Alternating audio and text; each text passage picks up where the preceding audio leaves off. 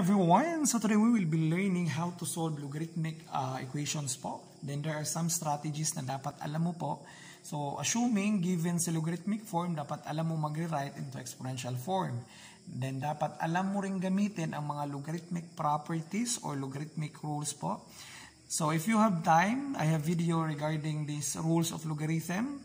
Try to watch po. Then lastly, dapat alam mo mag-apply sa one-to-one property of logarithmic functions na nagsasabing if log of u with base b equals to log of v with base b, then u equals v. Or in other words, pag naka-equate sila, then parehas yung mga bases nila, you can equate directly your arguments. Bali, u equals v po.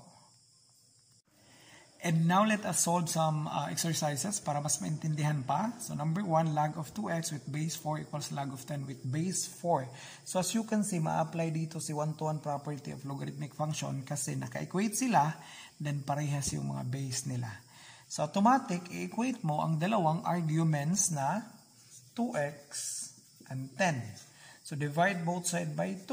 So you have 5 as your answer po. So, very easy lang po. So, number 2, pwede natin gawing exponential form. So, ang base natin, 3. Ito yung exponent mo. Then, equate mo sa 2x minus 1. Then, solve algebraically. So, this is 9. So, 2x minus 1.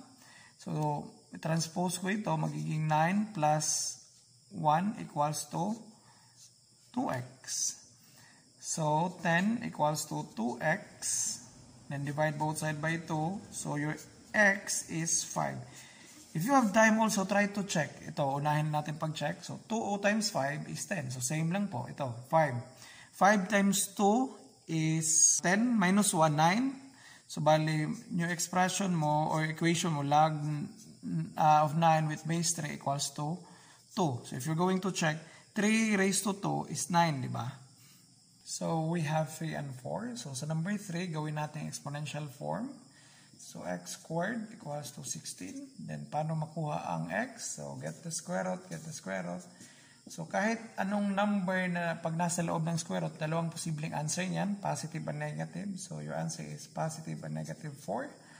So, x equals to 4 and negative 4. But your final answer is only positive 4. Bakit po? If you could recall sa condition ng logarithm po, ang argument tapos ang base mo dapat greater than 0. Negative 4 is not greater than 0. Hindi po siya kasali. Number 4, logarithm of x plus 1 with base 2 plus logarithm of x minus 1 with base 2 equals 3. As you can see, parehas po yung base, then naka-plus. So we can now apply product rule. If you could recall sa product rule natin, kung meron kang log a plus b with base x assuming, so this can be written as log a with base x plus log b with base x. So bale, kabaliktaran ang mangyayari, meron kang log x plus 1 times x minus 1 with base 2 equals to 3. Then, gawin mong exponential form, magiging 2 cube equals to x plus 1 times x minus 1. So, 2 cube, ang answer nito, FOIL method, x squared minus 1, di ba? By the way, ang common error nito, ang answer nila is 6. 2 times 3 daw, hindi po. Ang answer nito is 8, kasi 2 times 2 times 2, di ba? So, x squared minus 1. I-transpose ko ito, bali magiging 8 plus 1 equals to x squared. So, bali, ang new equation mo is x squared equals to 9. So, get the square root, get the square root. So, x is positive and negative 3 or your answer is only positive 3. Lastly, we have this 5 and 6. So, sa number 5, log x squared equals to 2. As you can see, walang base. So, common logarithm po siya. Automatic, ang base niya is 10. So, gawin natin exponential form. So, 10 squared equals to x squared. Or x squared equals to 100. Then para makuha si x, get the square root of both sides. So x equals to positive and negative 10. So your answer here is 10 and negative 10. Bakit pwede si negative 10? As I've said a while ago, dapat ang argument mo or ang base mo greater than 0.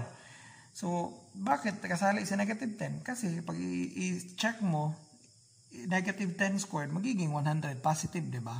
So, dalawang value mo, 10 and negative 10 po dito, ha? Depende sa given po, naka-squared po kasi dito. So, number 6, lastly, so gawin natin exponential form. So, 3 raised to 3x plus 6 equals to 27. So, 3 equals to 3x plus 6. Dapat parehas yung base para ma-equate natin automatically yung exponents. So, 27 can be written as 3 cube, right? 3 times 3 equals 9 times 3 equals 27. So, maka-cancel mo ito. One-to-one property of exponential functions, diba? So, ma-equate mo na si exponents. So, 3x plus 6 equals to 3. So, 3x equals to 3 minus 6. So 3x equals to negative 3. Divide both sides by 3.